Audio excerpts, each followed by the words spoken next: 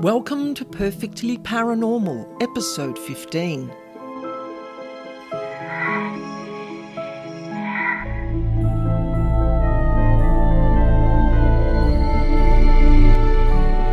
My name's Annaschmidt, and I'm here every week to share with you true paranormal encounters and information about devils, demons, and dark energy beings that no one else talks about. And today I'm talking about 3 different types of paranormal workers. We're going to look at paranormal mediumship, paranormal investigation, and also paranormal energy clearing, because they all have very defined differences between them, and quite often people don't understand. And I've had clients who have been caught out paying for a service which didn't really solve their problem because they didn't ask the right questions to get the service that they needed. So we're going to look at Martha's story of needing paranormal help and not getting what she paid for. So I've titled this story Martha's Misconception. Now, Martha's 75, and she lives alone in an old house deep in the backwaters of a local bustling town here in Tasmania. Martha had been experiencing paranormal happenings in her home for many, many years, and she'd come to terms with these continuous strange occurrences. But the fact was that now her sleep was so disturbed that it was starting to affect her health. So the time had come to do something about it. Now, a friend of Martha's suggested a local group of paranormal investigators who would come to her house and identify what was there. Now, there's the misinformation, there's that misconception, there's the problem that we're going to unpack later on in this story. Now, Martha was quite excited at the prospect of a good night's sleep, and she phoned the number and waited patiently to connect with someone who could help her. Now, a week later, 3 young men turned up to Martha's house late in the afternoon as agreed, and they went straight through to the back bedroom. So there's the problem to start with. There was no communication, there was no connection with the person who was actually letting them into her home. There was a quick greeting and name exchange from one man, but no conversation with Martha about what they were actually going to do in her home, what would happen to these annoying spirits or other energy beings that were present, or if she needed to even participate in the process. Now, poor Martha was more than a little confused. She only knew that they would be there for an hour or 2, so she went along with the agreement as they looked like they knew what they were doing. Now, she watched them from the doorway of the back bedroom, and they were setting up strange devices with flashing lights and ear-piercing sounds, and there were 2 different cameras and a tripod. She wanted to tell them more about what she'd experienced in this, her bedroom.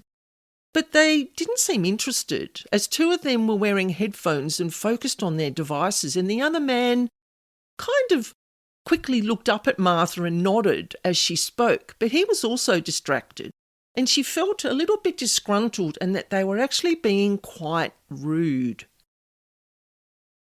Now, Martha didn't know what to do, so she simply went back to her lounge room and back to her knitting. And the 2 hours passed quite quickly, and the 3 men emerged from Martha's bedroom with their equipment in hand at around 11 p.m, which was slightly longer than what they said they would be there.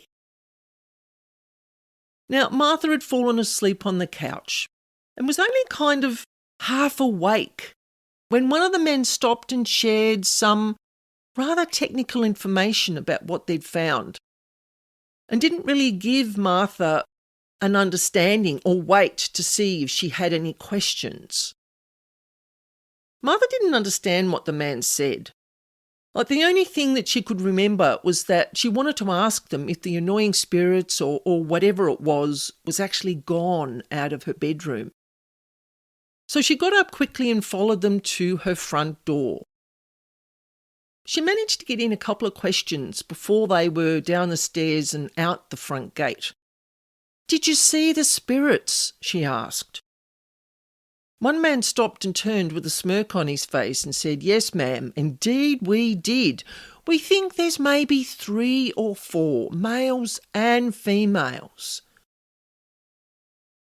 Now, Martha was getting rather annoyed, so she yelled slightly as the 3 men went down her front stairs and made their way to the gate.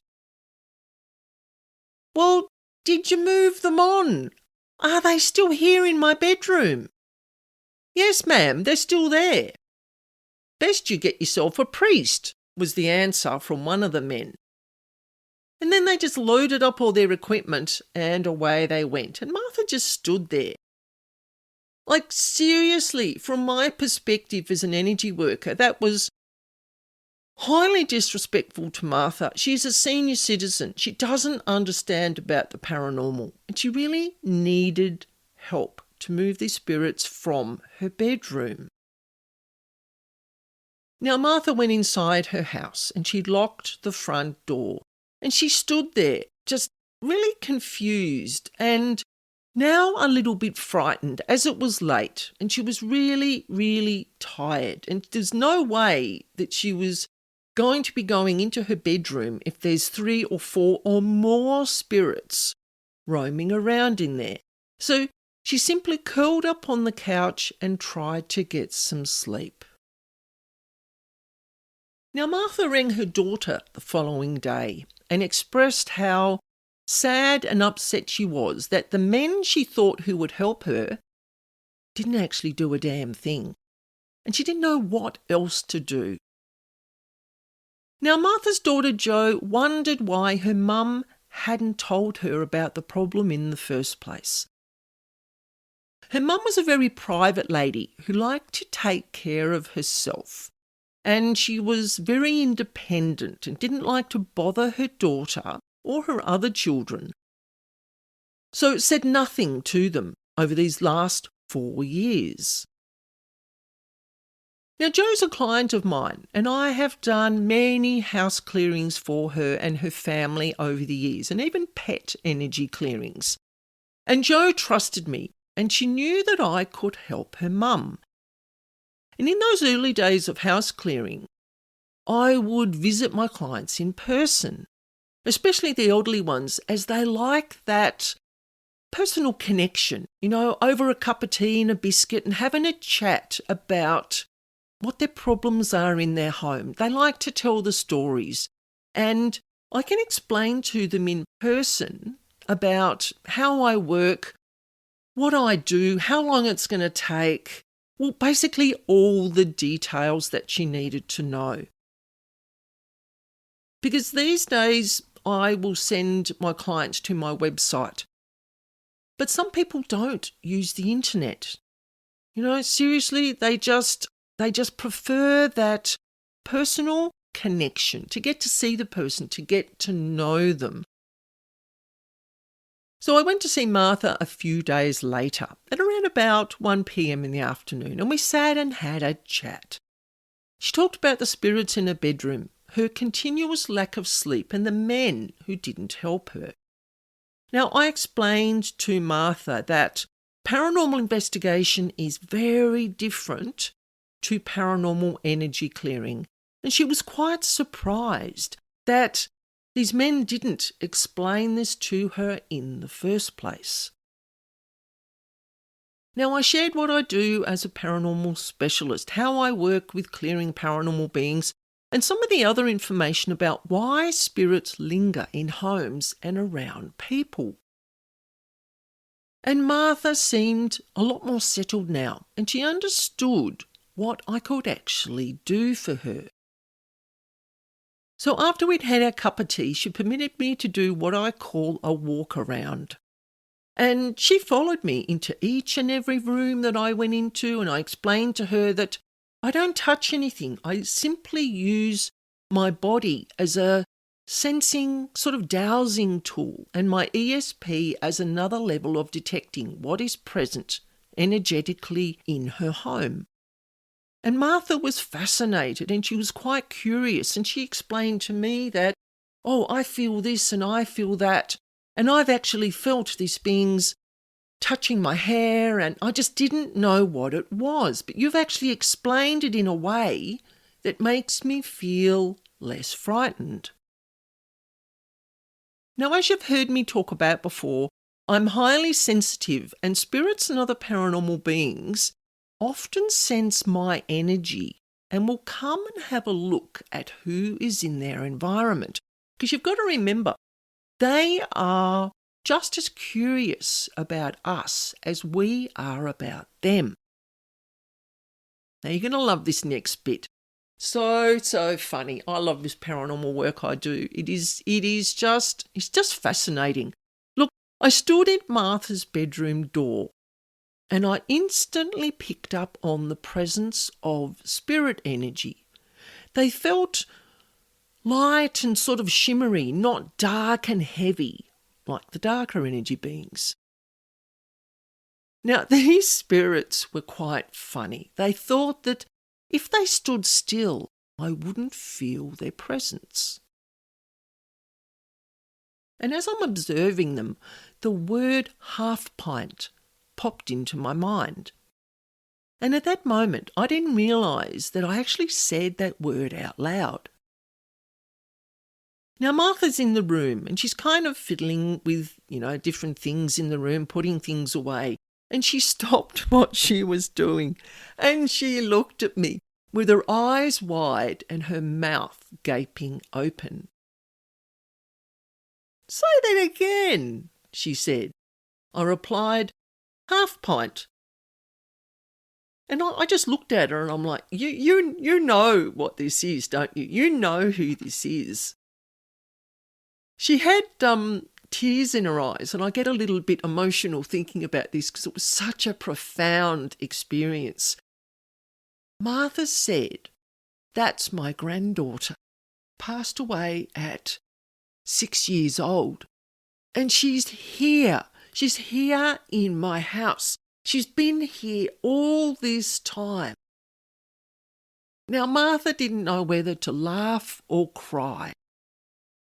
And I'm standing there listening to Martha and just observing the room. She has friends with her, 2, I think. As I said, slowly, kind of moving around the bed and signalling to Martha for permission to sit on her bed. Because I get quite unbalanced around paranormal energy. It affects me in a physical way. Because I have a physical disability with my legs can get a little bit wobbly, I can feel a bit unsteady. So I try to sit down in as many situations or locations as possible. So as I'm sitting there on the edge of the bed, I'm just observing these small shimmering movements in the room. Felt a gentle pressure on my right knee. And this pressure kind of moved up onto my lap, as if a child was climbing up for a cuddle. Now, I'd experienced this sensation twice before. Once at another location in Tasmania, where I used to go quite frequently, and I would sit on the floor of this run-down, very dusty, very cold old building in a local town quite close to Hobart.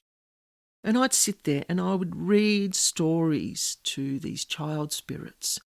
And they loved it. They loved the fact that someone was acknowledging that they exist. Someone was showing them attention because they couldn't leave the building. They were actually tied to the building. I never got down to finding out why. But I used to go and visit them and share a story with them and just be in their space. It was really, really lovely. Now, another place that I've also experienced child spirits is at an old medical facility that is no longer used here in Tasmania. And a friend and I used to do some exploration there.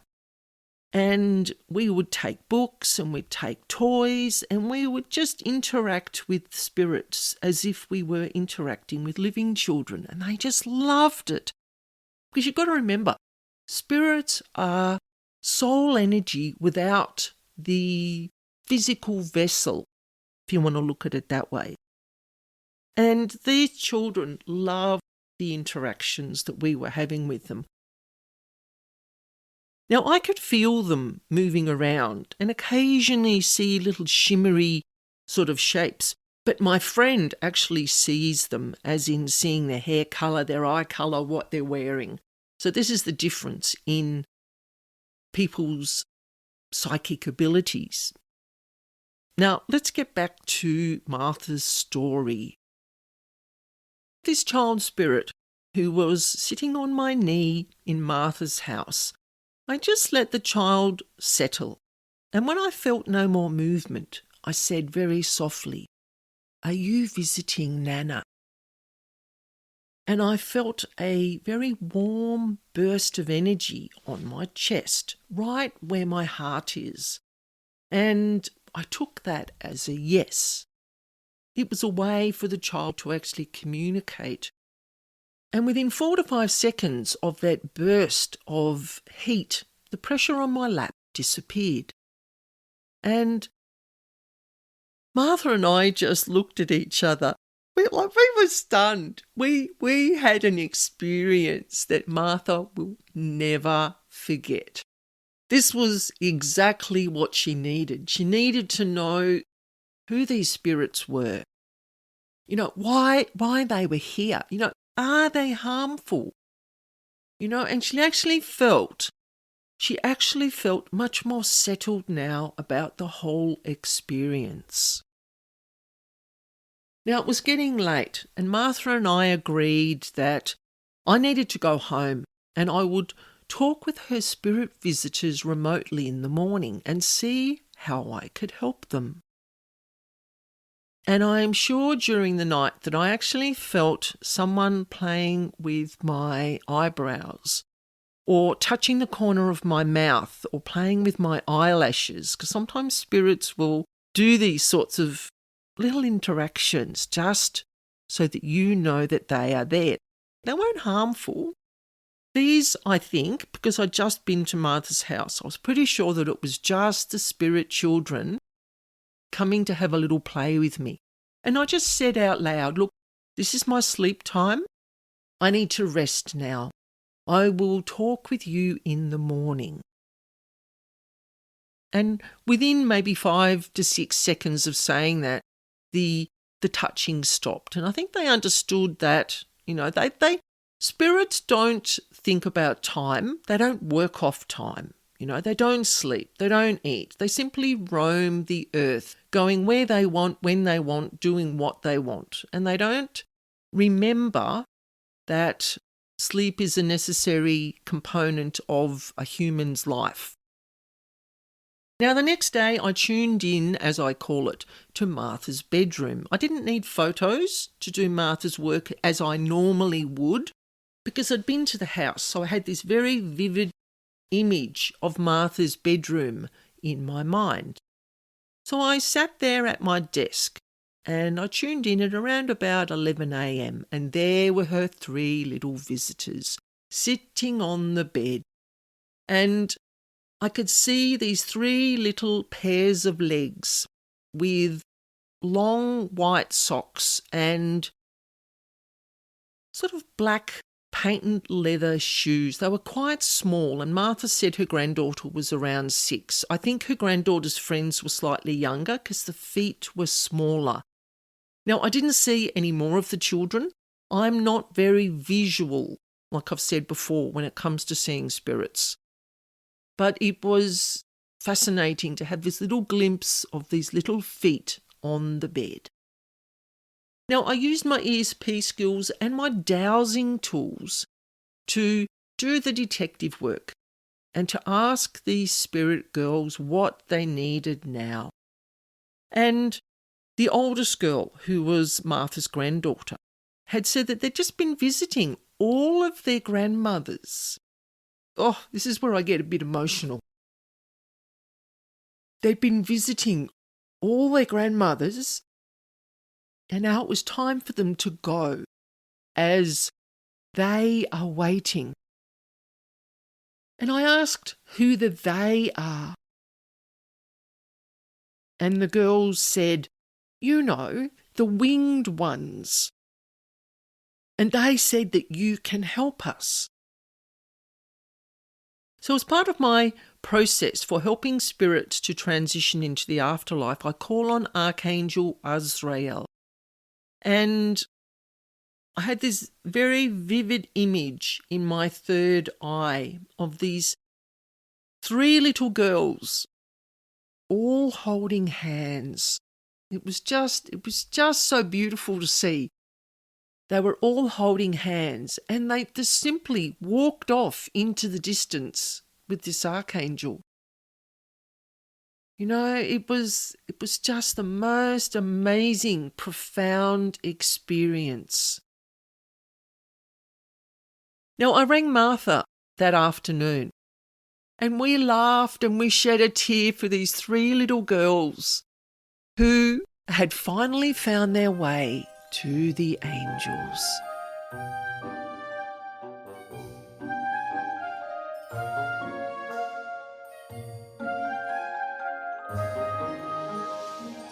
Now, if you like the content of this podcast and don't want to miss any future episodes, please follow, share with your friends, and if you would like to leave a review, that would be wonderful. I would really appreciate it.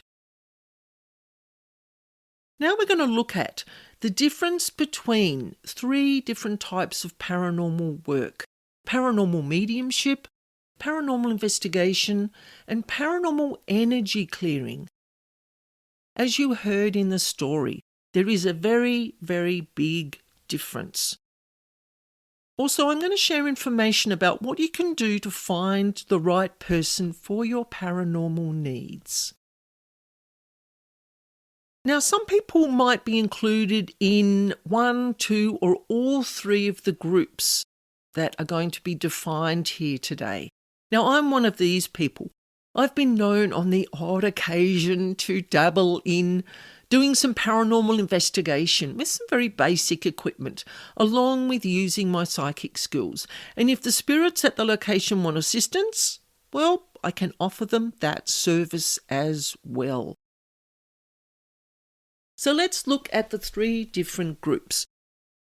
Now, paranormal mediumship, in my opinion, there are 3 different types of mediumship, but of course some mediums can cross over into 1, 2, or all 3 of these groups. Now, the first more traditional group are what I call sensitives.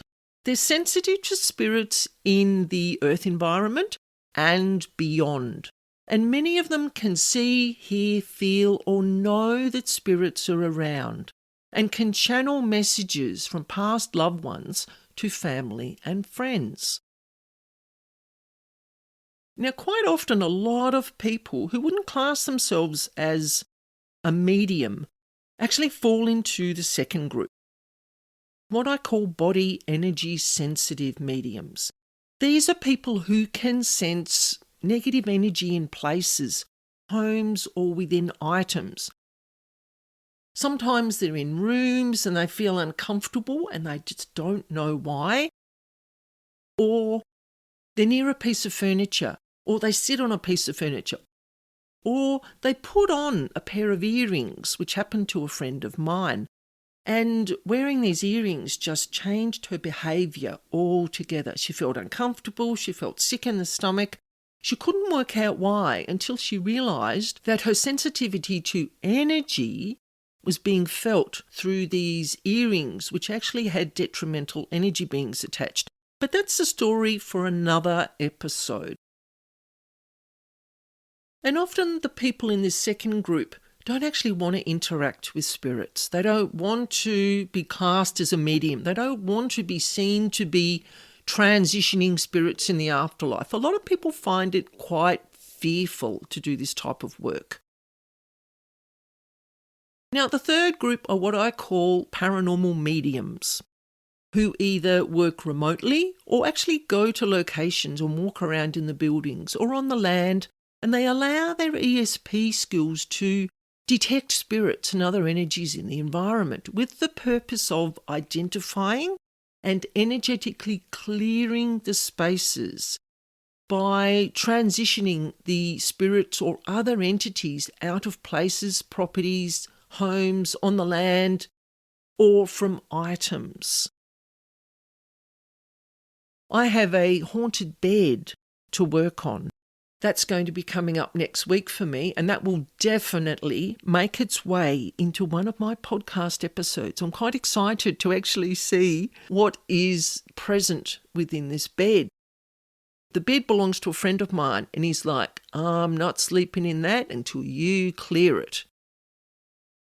So I will definitely let you know what I find in the haunted bed. Now let's look at paranormal investigation. Now this group of paranormal workers love to explore places, to detect and record paranormal anomalies and occurrences. They don't technically communicate as mediums do, although some of them can. It's more so the gathering of technical information through video, voices captured through EVPs and images, whether thermal cameras or whether taking photos with cameras, to prove the existence of supernatural beings. Now, paranormal investigators may or may not charge to do an investigation. So make sure that you ask when you contact them. And also make sure you ask whether they're going to provide you with some sort of information afterwards, whether it's a written report or a phone call to discuss what they found at the location. And some paranormal investigation teams or groups have a medium as part of their team, because they're collecting the technical information through their devices, but also getting the psychic information through the medium that is present with them. So now let's look at paranormal energy clearing. This is the group of paranormal workers who detect entities through their psychic skills, through their dowsing tools such as copper rods or pendulums, and sometimes paranormal investigation devices. A proficient house, land, or property energy clearer can hone in on what the energy beings are connected to. They can negotiate a solution with the paranormal beings and then transition the entities from the home, from the land. I've worked on cars, caravans, pets, pieces of jewellery, homes, properties, businesses. These beings can be anywhere. They should then communicate with you, the client, the findings in the form of a detailed written report or a detailed email or even a detailed phone conversation. And also be willing to answer your questions. Now, in the following information, I'm directly addressing house clearing, but it could also apply to paranormal mediumship and paranormal investigation services. Most paranormal house clearers will offer an obligation-free phone call or a video call to discuss the issue and your needs. And during this conversation, you can intuitively get a feel for the authenticity of the person's energy and their knowledge about their work. Never doubt your intuition. Now, only employ an energy clearer with a good reputation. And you're going to say to me, how do I know they've got a good reputation? Most professional energy workers will have a website. It's one of the main ways that you're going to be able to collect information about someone that you're looking at employing. So they should have a really good proven track record. And you can look at this website and it should provide you with detailed information such as the person's experience level, their clearing process, a breakdown of the costs, and plenty of testimonials, so you get a complete understanding of how they work. Also, I find quite often that people come across my YouTube channel or my podcast and get to know me first this way. They get a gut feeling for me through listening, through seeing, and through understanding my authenticity and my knowledge about the paranormal. Now, please be aware of charlatans. There's a lot of people out there in the paranormal world, as I'll call it, as an all-inclusive term, that are just out to take your money. You're not going to get the help. You're not going to get what you need from these people. If the deal is too good to be true, or your gut instinct is warning you, like you're hearing in your head, this is not the right person for you, keep looking, honour this feeling. All right, you really need to do your research. Charlatans will willingly take your money and won't fix the problem, often worsening the situation. So in episode 16, I'm going to be answering a question from Nancy, who lives in Brighton in the UK. And Nancy asks, does hell exist? Oh, this is one of the questions I get asked all the time. I have a very defined answer for that, which you will find out in my next episode.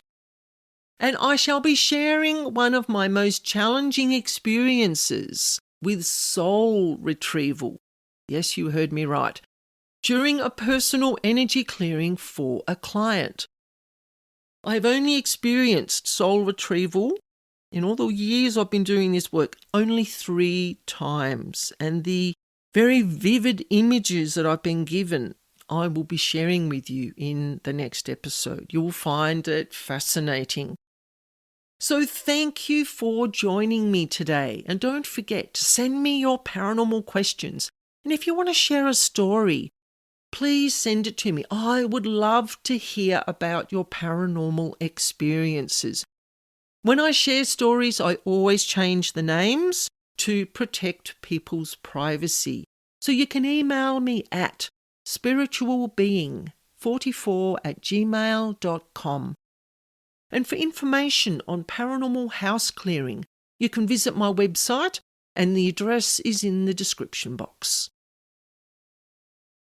And I look forward to sharing this spooky space again with you next week. And remember, life is perfectly paranormal.